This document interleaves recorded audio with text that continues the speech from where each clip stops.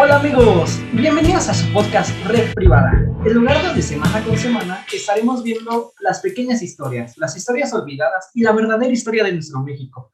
No nos vamos a quedar con esas historias oficiales que vemos en la televisión, que vemos en los libros de historia, que nos enseñan en la primaria y en la secundaria.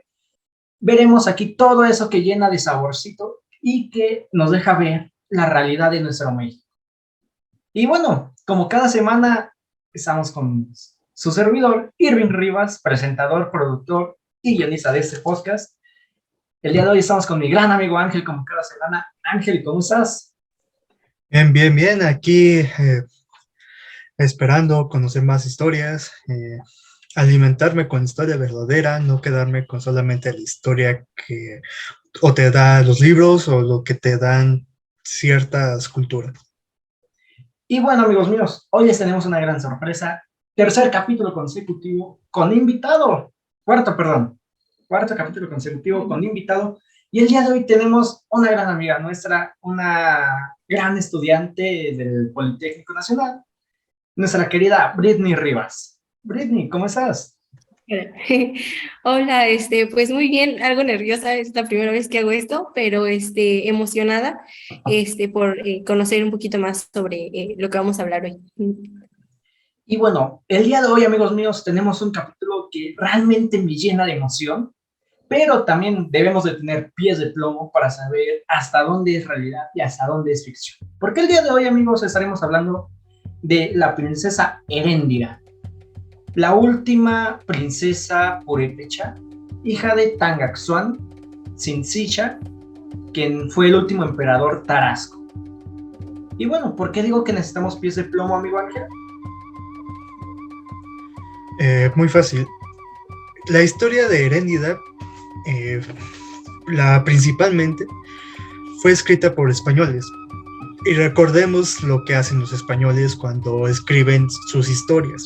Siempre les ponen fantasía, siempre lo ponen españolizada, o sea, que ponen más cosas a favor de los españoles y entre otras cosas más. Principalmente la historia de Heréndida se viene porque Michoacán comienzan a estas personas, recordemos que las historias antiguas se decían de boca en boca, no se tenía por la mayoría escrito. Entonces aquí ellos decían que las princesas eran las que estaban en contra de que se aliaran con los españoles. Entonces de ahí nace también la idea de Heréndida. Y bueno, tocando un poquito esto de que las historias se contaban de boca en boca, realmente en las culturas prehispánicas había dos formas de contar. Como dice mi compañero Ángel, tradición oral únicamente, o lo que se hacía antes. No recordemos que en civilizaciones como la maya, mexica, zapoteca, purépecha, etcétera, no tenían la escritura como tal, como la conocemos hoy en día. Sin embargo, lo que hacían para poder contar sus historias constaban de dos partes. La primera era la persona que contaba el cuento, que contaba la leyenda, y la segunda era apoyada por sus murales. Tendían mucho en sus murales a marcar sus historias, a dejar ahí, digamos, hasta cierto punto, su ayuda visual. Sin embargo, a lo largo de la historia hemos ido perdiendo tanto murales como las personas que nos puedan contar la historia, y únicamente lo que hacemos es interpretar esto. De hecho, tomando esto, recordemos que ya no se podía tanto hacer los murales después de la derrota de los pueblos prehispánicos, principalmente por eso, porque los españoles ponían su mano dura, diciendo, no, tú tienes que seguir mis tradiciones, aunque tú tengas los tuyos. Nos evangelizaron básicamente. Fue una conquista militar, espiritual y en muchos más aspectos realmente. Pero bueno, el día de hoy vamos a develar este mito, vamos a develar esta historia de la princesa Heréndira, que de entrada es Heréndira con H después de la D. ¿Quién es Heréndira? Como ya dijimos al principio, es hija de Tangaxuan Tzintzilcha. Este fue el último emperador tarasco, el último emperador de los purépechas. Y Ella, Heréndira, nace en el año 1503 en la capital purépecha de Tzintzuntzan. Esta ciudad, no sé si les suena, amigos míos, más o menos. Yo lo que recuerdo mucho era el nombre de esta ciudad en una canción de Café Tacuba, por ejemplo, que se llamaba Chicabanda, la Chicabanda. Y bueno, en Tzintzuntzan, Heréndiras, como acostumbramos en capítulos anteriores, ¿qué significa? Pues bueno, el nombre de Heréndira como tal, en purépecha significa mañana risueña. Ahora, realmente no tenemos datos muy concretos de su vida, especialmente antes de la llegada de los españoles. Por lo tanto, podemos asumir básicamente lo mismo que asumimos con Isabel Moctezuma, con Tecuichpo. Al ser de la realeza, al ser hija del gobernante, en el caso de los purépechas se les decía Calzonsi. En el caso de los mexicas se les decía Hueytlatoani. Y bueno, ella, al ser hija del Calzonsi, tenía que ser tratada como la realeza. Tenía que ser educada, tenía que ser hasta cierto punto, digamos, tenía que ser culta.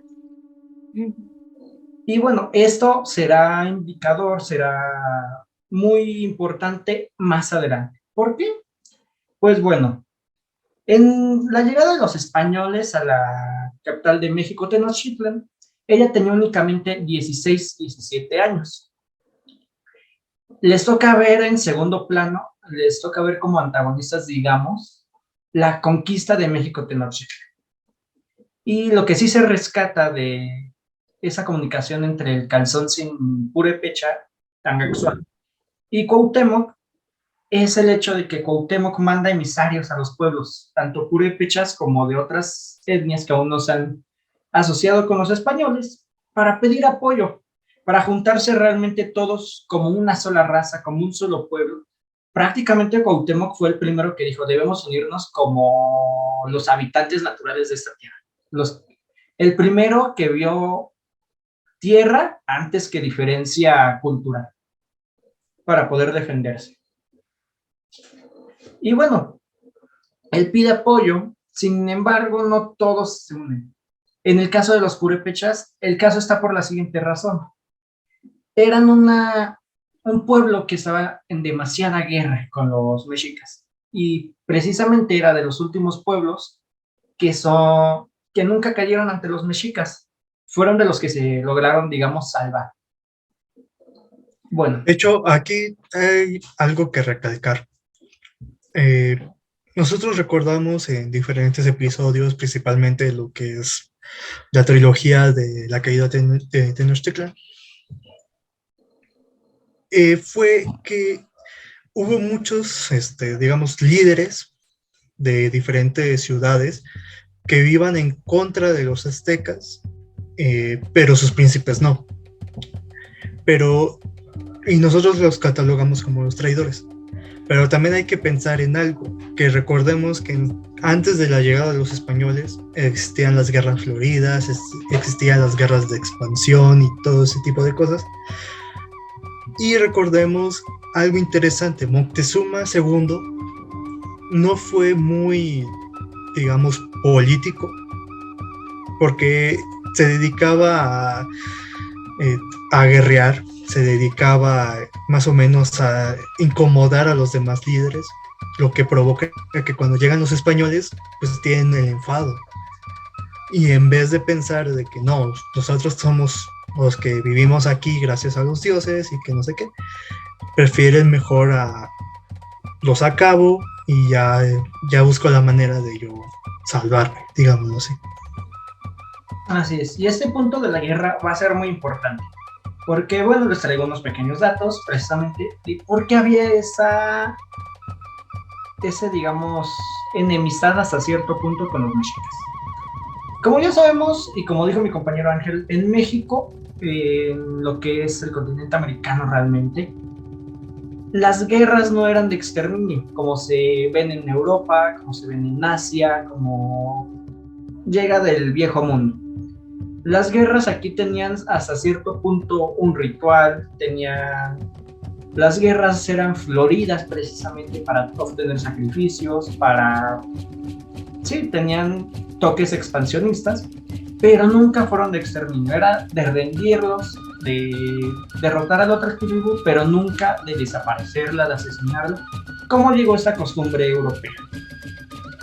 Y bueno, ¿por qué los purépechas estaban en guerra con ellos? ¿Y por qué no apoyaron a los mexicas? Nos preguntamos. Digo, Cuauhtémoc, que era un hombre de mucho renombre, que era una persona muy querida dentro de los mexicas y muy apreciadas incluso por su valor.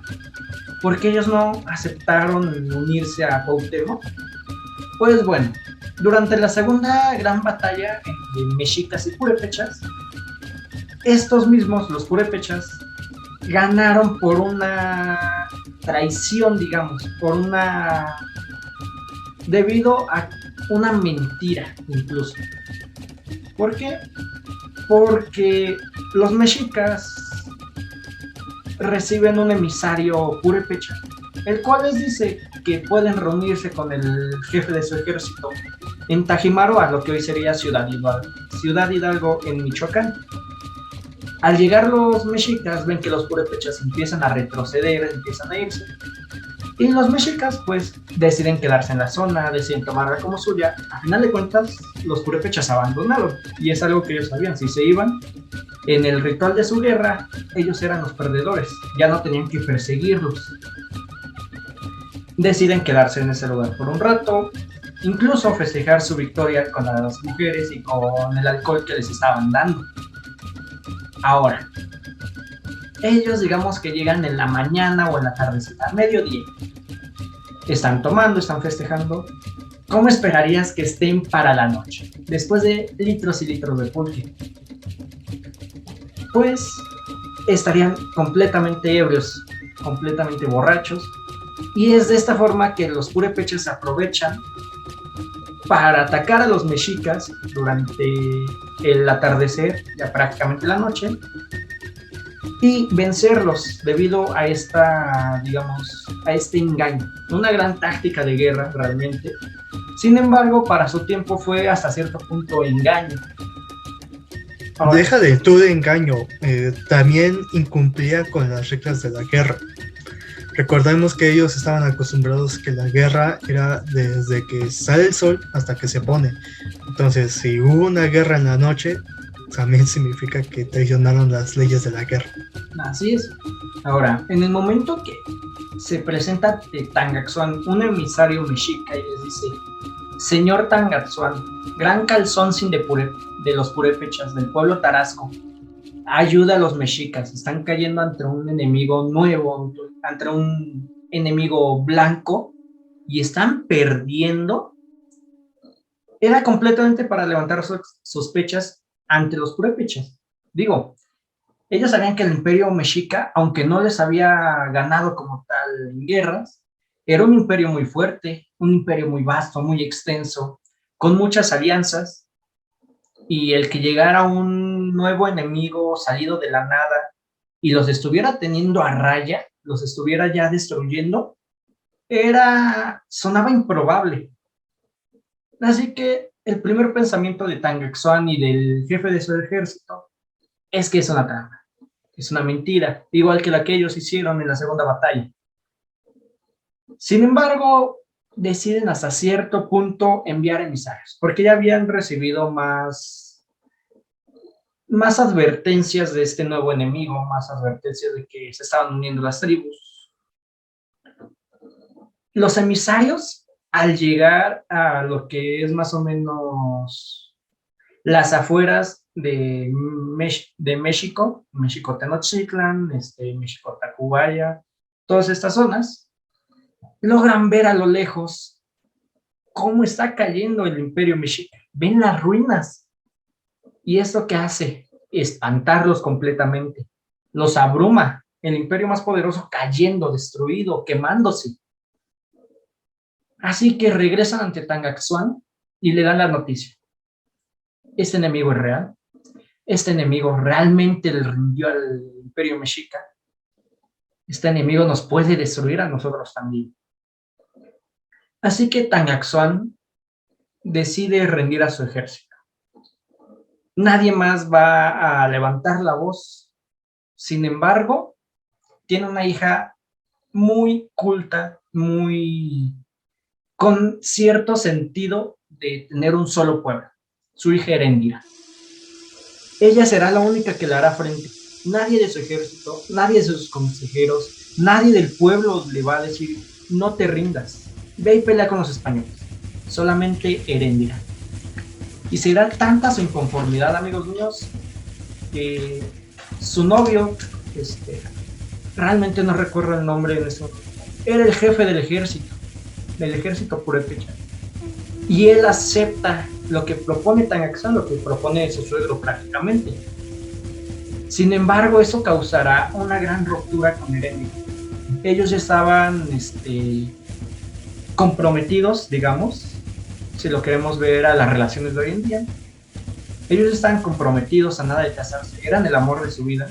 Se cuenta en la leyenda que eran una pareja muy amorosa, muy estable. Sin embargo, será aceptación de ya no pelear, de incluso poder unirse al ejército español, el que va a causar una ruptura entre Eréndira y su novio. Ella le va a decir que si deciden rendirse, no la va a volver a ver, no va a volver a tener contacto con ella.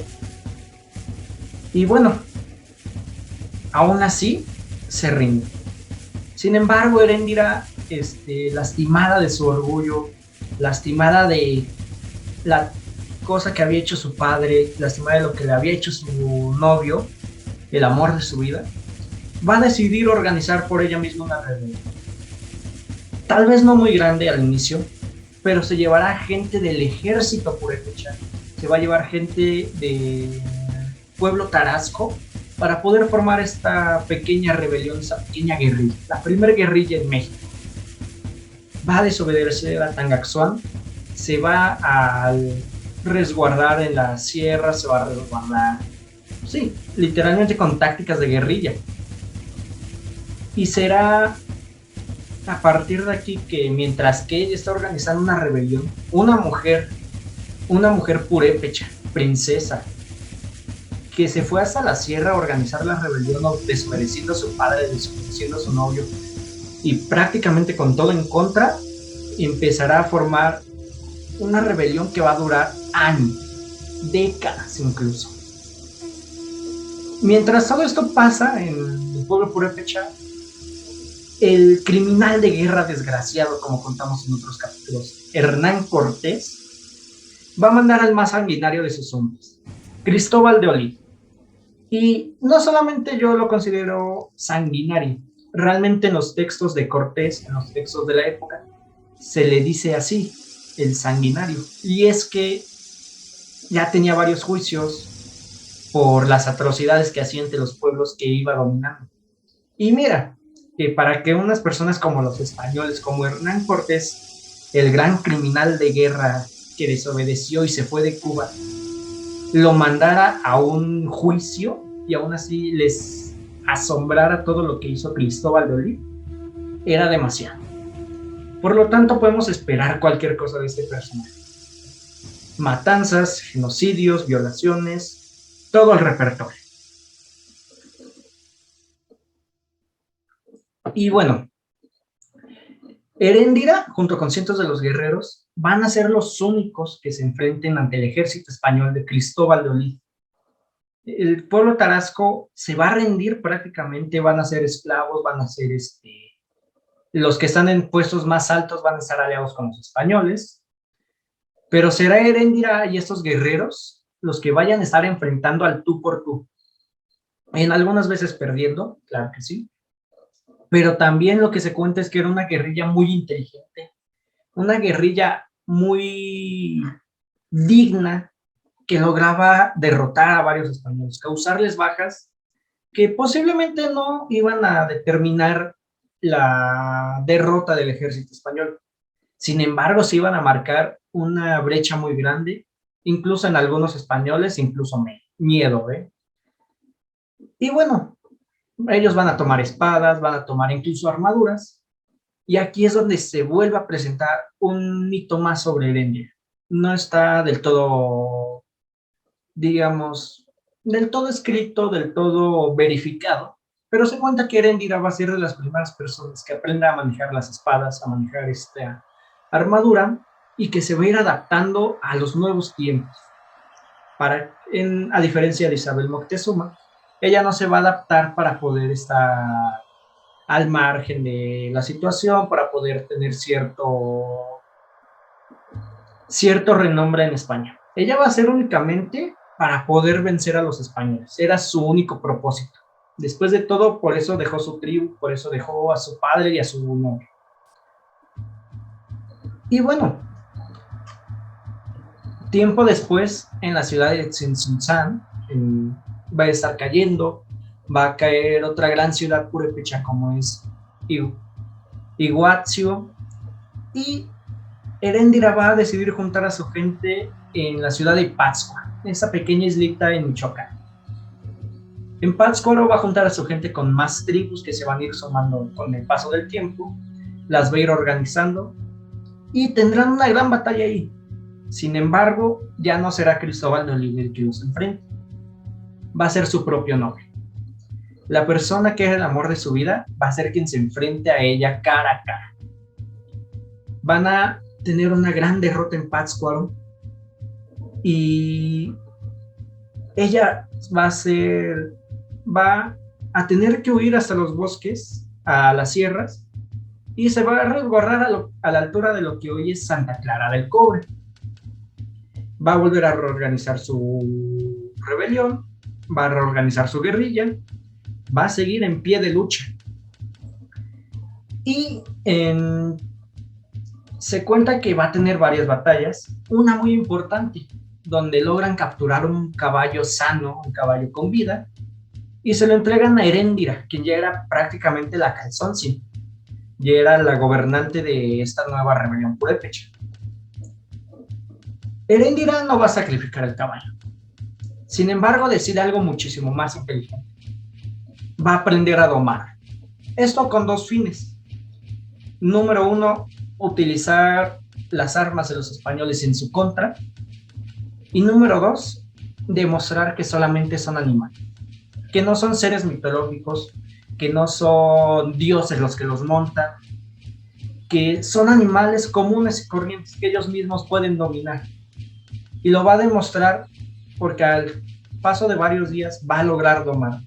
Incluso me parece que mi compañero Ángel tiene detrás de la escena de Erendira montando ese caballo.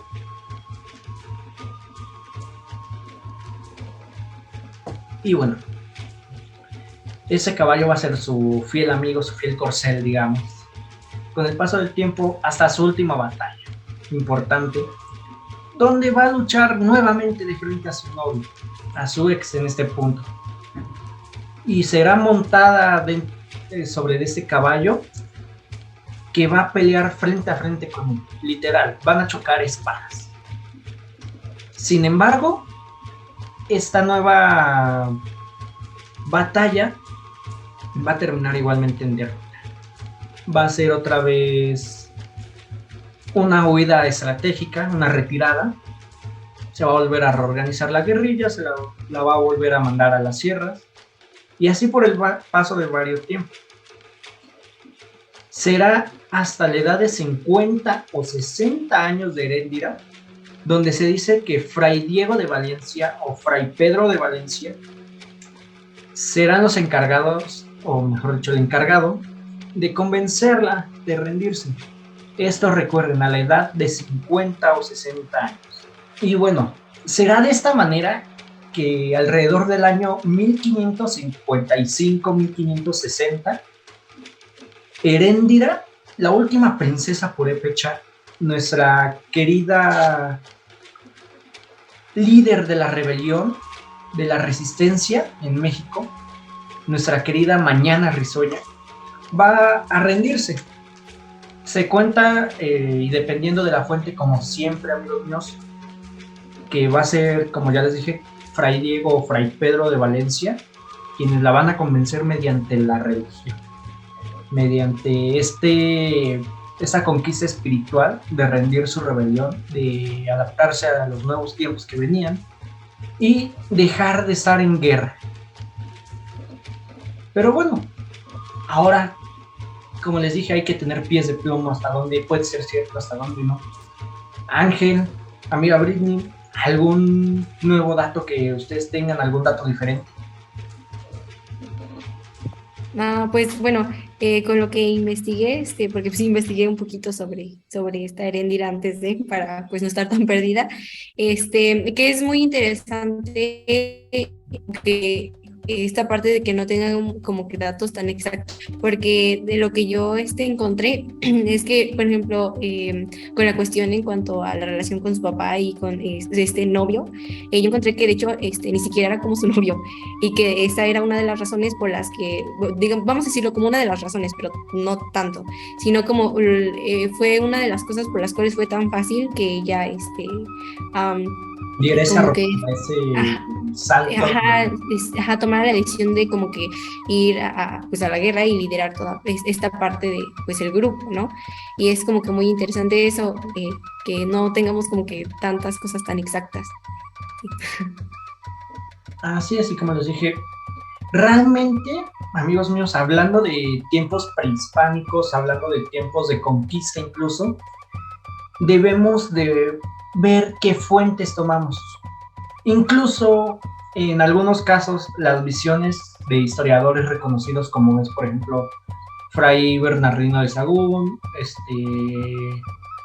las notas de Cortés, enviaba a España, y diversos códices más, muchas veces son reinterpretados, tanto por españoles como tal, que recordemos, a final del día, aunque sean muy buenos historiadores, muy buenos políglotas, siguen siendo frailes, siguen siendo allegados a la iglesia, siguen siendo allegados incluso a la corona española.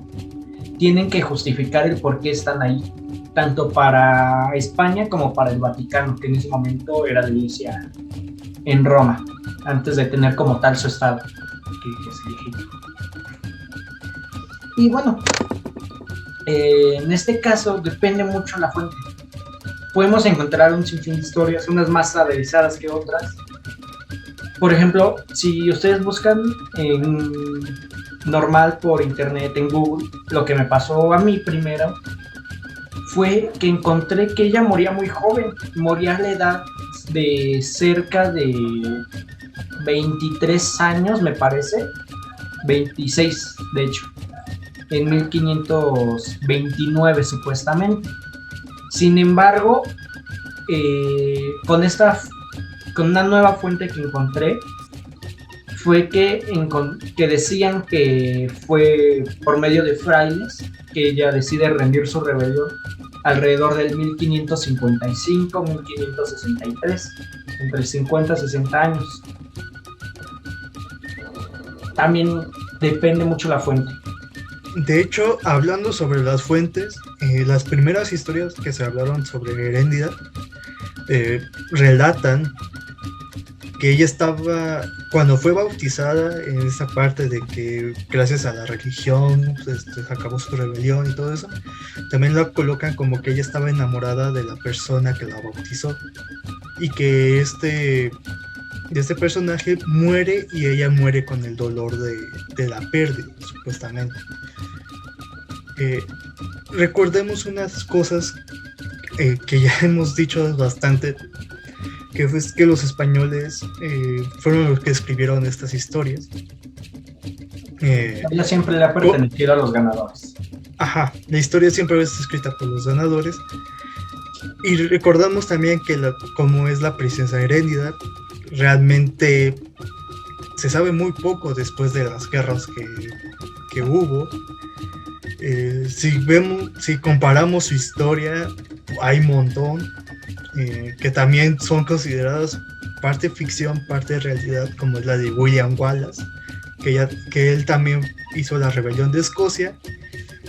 De ahí sí tenemos un escrito como un final que fue descuartizado, pero en este caso no se explica qué pasó después. Las rebeliones en México nunca acabaron con la conquista de los españoles. Se siguieron manteniendo.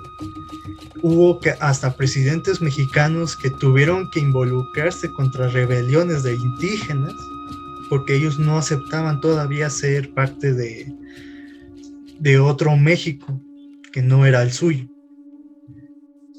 Es algo que realmente se tenía que ver realmente, algo que las escuelas, bueno, principalmente los centros de educación, no quieren mostrar.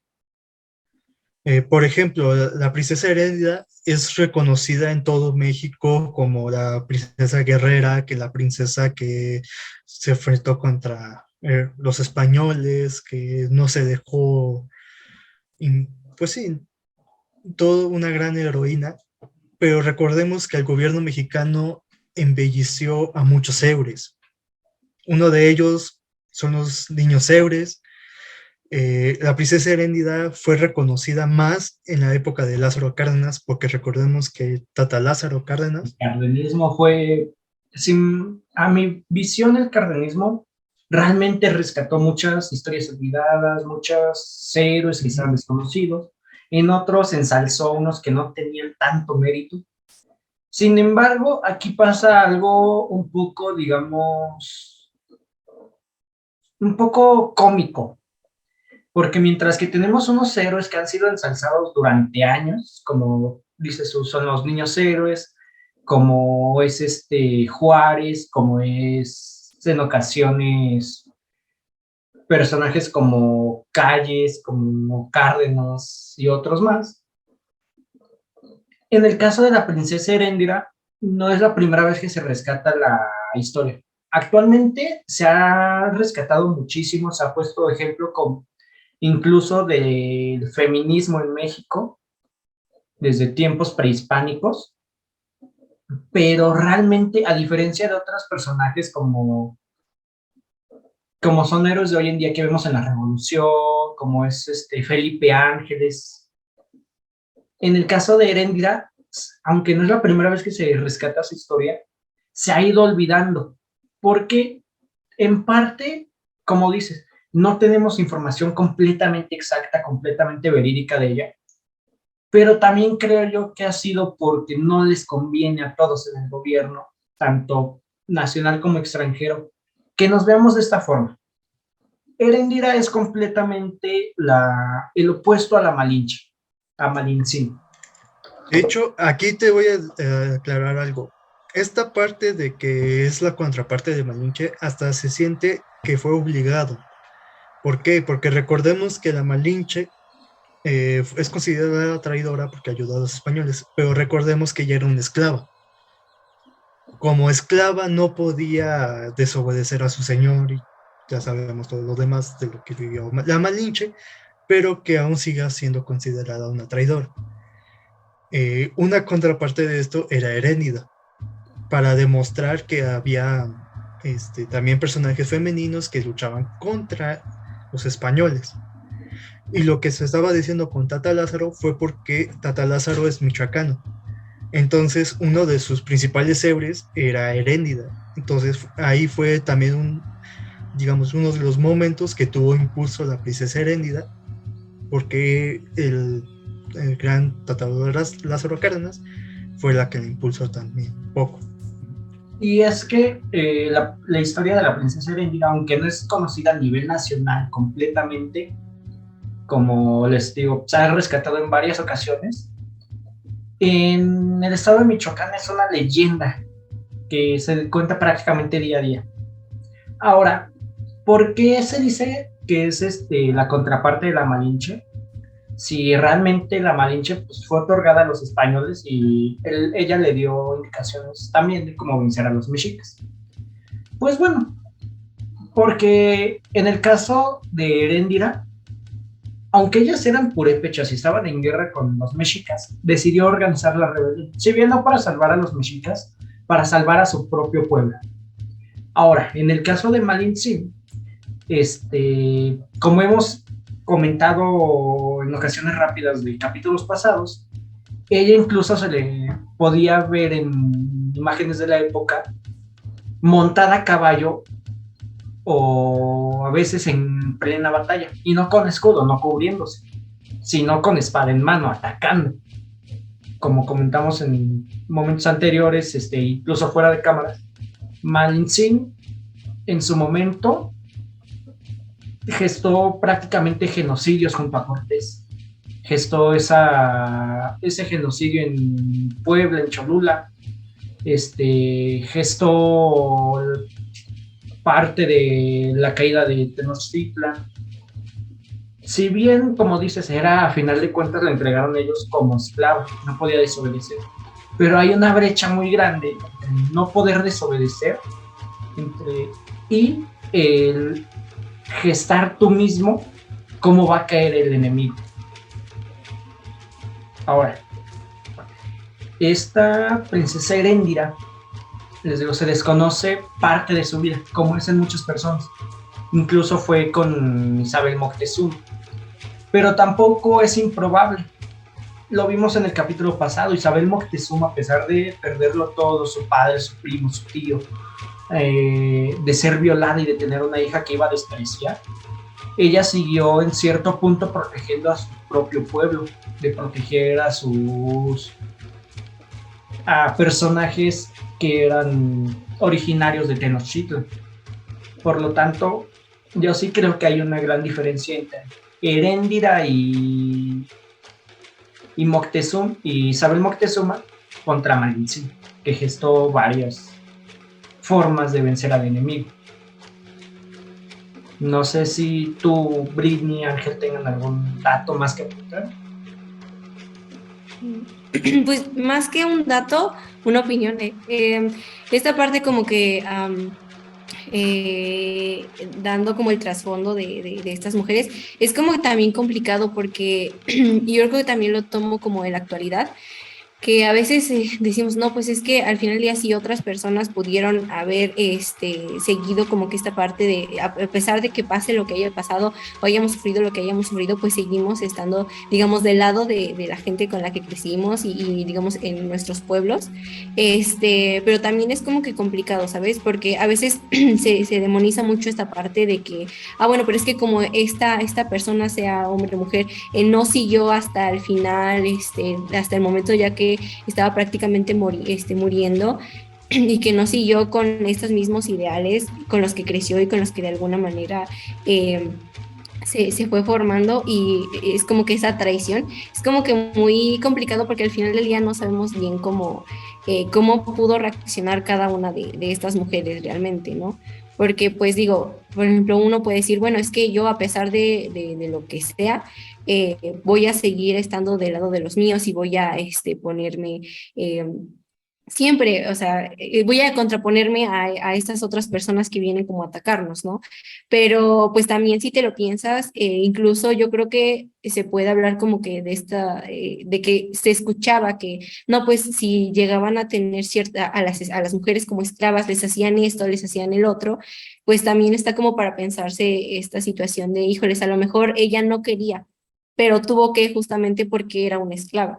Entonces, y más siendo mujer de esclava de estos hombres que al final del día lo único que hacían era pelear, pues estas necesidades que supuestamente tienen también es como para pensarse, ¿no? Que qué difícil también para cada una de ellas el ponerse a pensar, me uno al enemigo para de alguna manera vivir tranquila el resto que tenga de vida como esclava, o ponerme al pleito con estas personas, a pesar de que sé que el resto de la vida que voy a seguir viviendo con esta gente va a ser pues mala, porque pues me va a tratar mal, van a violarme, van a hacer X o Y situación. Entonces también es como que difícil esta parte como de demonizar tanto o decir como que es una traidora, porque pues tampoco sabemos qué era lo que ella pensaba, ¿no? No sé, yo me pongo a pensar o lo digo como una opinión como mujer, que en algún momento, por ejemplo, y bueno, intentando ponerme en sus zapatos, ¿no? Así es, y bueno, la forma de verlo es de que sí afectaban bastantes cosas. De entrada, el papel de esclava, el papel víctima de esas personas, hasta dónde llegó, digamos, su obediencia, Obediencia. obediencia, hasta dónde llegó a obedecer a estas personas y también qué consecuencias pudo haber tenido para ella, qué salidas pudo haber pensado antes, que todo esto que afectó. Tendemos mucho, como dices, a demonizar a algunas personas, a satanizarlas, a otras a alabarlas cuando no merecen ese mérito. Y es algo realmente interesante que vamos a tener que tocar en el siguiente capítulo.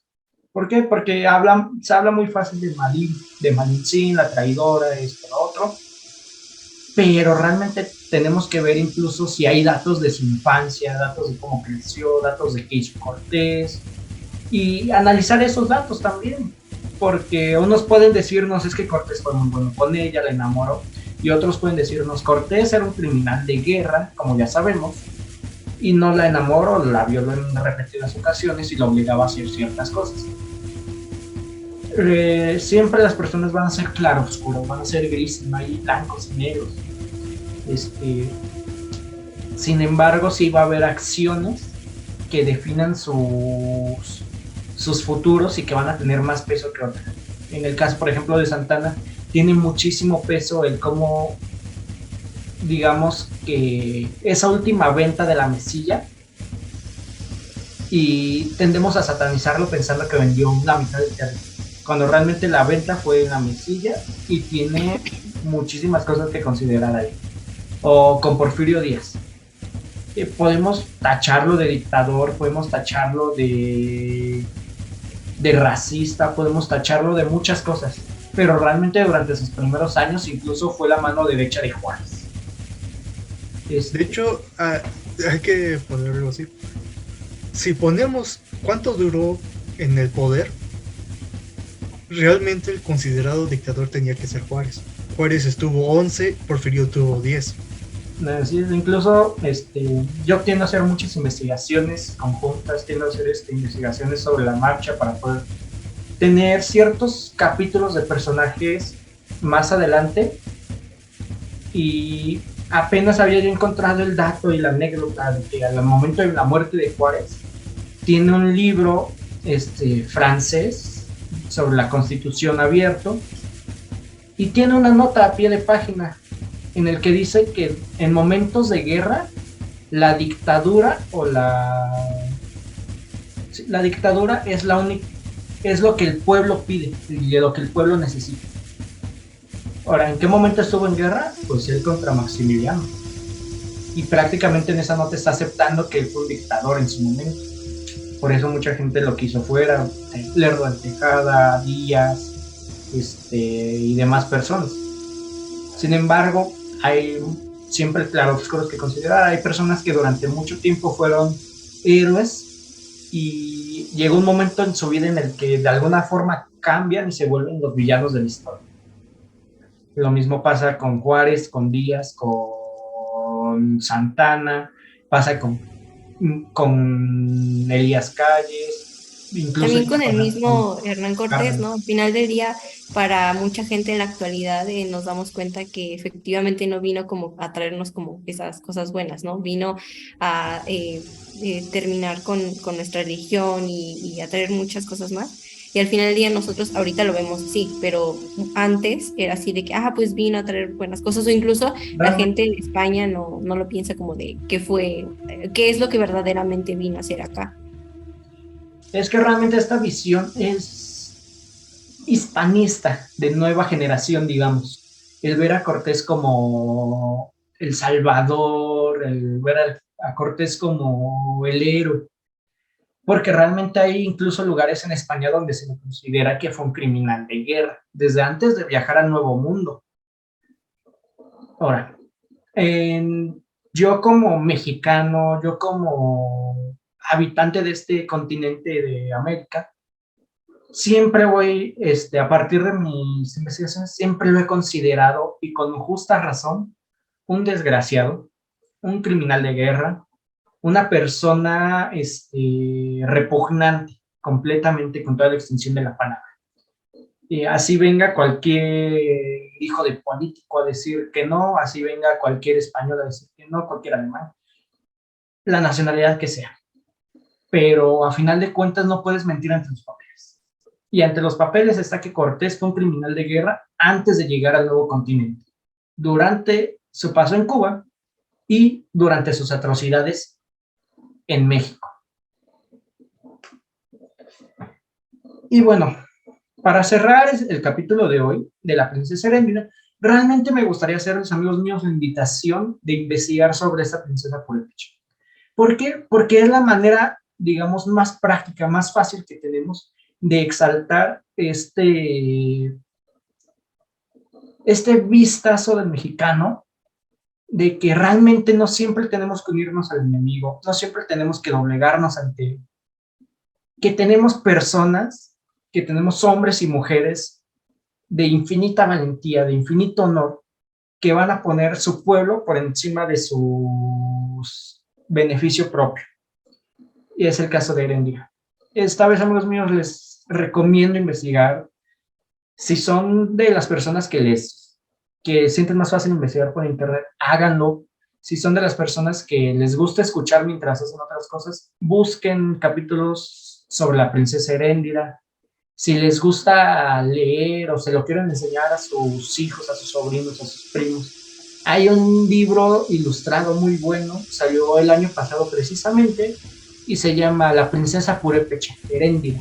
Es una leyenda de los pueblos mexicanos, de Jessica Paola Martínez José, ilustrado por Ana Cristina Espinosa Ramos, y nos relata muy bien esta parte de cómo fue su rebelión, cómo fue que se alejó del calzonci, un poquito en algunas partes ensalzada, como dijimos, a final de cuentas es un libro, es una leyenda. Y algo que realmente me gustó de es su introducción, que si me lo permiten, Ángel, Britney, amigos que nos están escuchando, me gustaría leerles la introducción.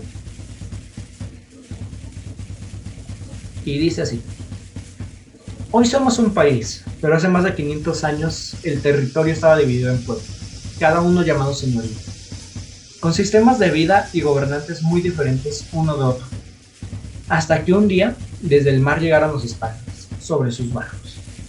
Eran ambiciosos, buscaban riquezas y poder. Hubo un choque de culturas. Ellos portaban el fuego en sus armas, traían consigo enfermedades y animales para nuestros ancestros, que para nuestros ancestros eran desconocidos. Los recién llegados conquistadores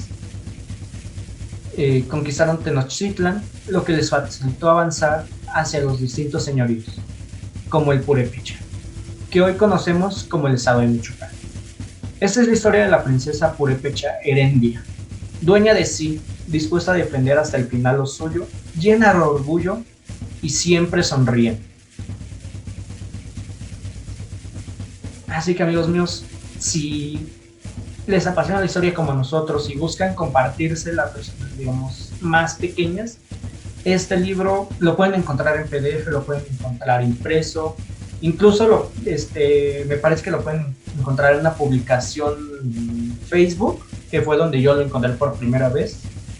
Actualmente, si buscan Princesa Heréndira, es la primera publicación que sale en Google, y es un libro ilustrado muy bueno para tomar conciencia de este tipo de personas que, incluso siendo de la clase alta, decidieron arriesgar todo para salvar a su pueblo. Aquí les voy a también recomendar algo. La mayoría de las historias de la princesa Heréndira que van a encontrar en libros, que van a encontrar en los, por ejemplo, los cómics o historias así, la mayoría, no, casi, bueno, sí, digámoslo así, la mayoría va a tener mucha fantasía. ¿Por qué? Porque, como lo dijimos en todo este capítulo, no hay muchos datos exactos, no hay muchas cosas que estén verificadas. Entonces van a encontrar en estos libros unas partes serias y otras partes ya de fantasía, o van a encontrar Y nos van a hacer unas partes que vamos a decir, bueno, esto realmente puede haber pasado. otras que vamos a decir están glorificándola, incluso vamos a poder encontrar partes que la van a denigrar. Todo esto realmente son, amigos míos, las cosas que nos ayudan a ver la historia, a comprenderla. Tenemos que ver la persona real, tenemos que ver la persona glorificada y tenemos que ver también la persona satanizada prácticamente. Y bueno, amigos míos, llegamos al final del capítulo. Una princesa que nos deja una gran enseñanza, un gran sentido de mexicanidad, la primera mujer que montó a caballo y bueno, la primera guerrilla prácticamente en México. Amigo Ángel, Britney, ¿qué les pareció el capítulo de hoy? ¿Algún comentario que les gustaría dejar a nuestros amigos que nos escuchan?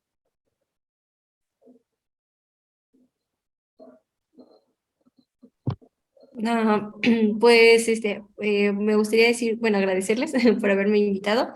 Y pues yo creo que una de las cosas que más me llamó la atención de Eréndira y de su historia es que personalmente no soy como muy, muy dada a cómo investigar o no me atrae tanto la historia, pero me doy cuenta ahorita que hay muchos personajes que están relacionados a nuestra historia desde hace muchísimo tiempo que realmente no los conocemos. Y desafortunadamente esto también es debido a lo que platicamos hace un momento, que obviamente no a todas las personas les conviene que conozcamos sobre estos personajes, ¿no? Pero pues es importante también que sepamos que no todo es como nos lo dicen. Entonces es también muy importante la cuestión de cómo investigar y tener esa curiosidad por saber un poco más, no nada más esta parte de, pues me lo platicaron, pues es que en la escuela me lo enseñaron, sino que, pues sí, ver qué más es lo que está relacionado a esta historia o a toda la historia que nos lleva como mexicanos, pero es eso, buscar más. Entonces, pues sí, eso.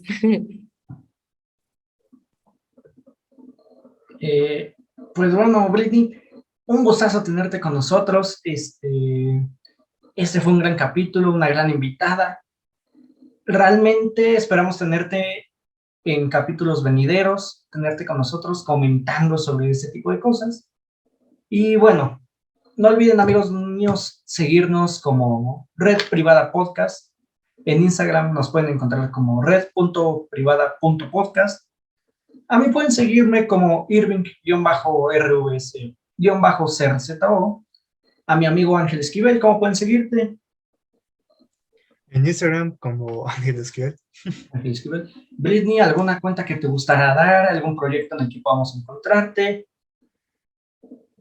No, pues nada más en redes sociales como Britney Rivas y en Instagram como Britney RG. Y bueno, amigos míos, nos escuchamos en el siguiente capítulo para hablar de Malinche, Doña Marina, Malinche. Vamos a estar revelando desde su nacimiento, los datos que encontremos, los datos oficiales, españolizados, mexicanizados, y todo lo que necesitemos para comprender esta persona tan enigmática, tan llena de odio, también tan alabada por otras personas. Y bueno, por el día de hoy fue todo en Red Privada, amigos míos. Esperamos verles la siguiente ocasión. Hasta la próxima.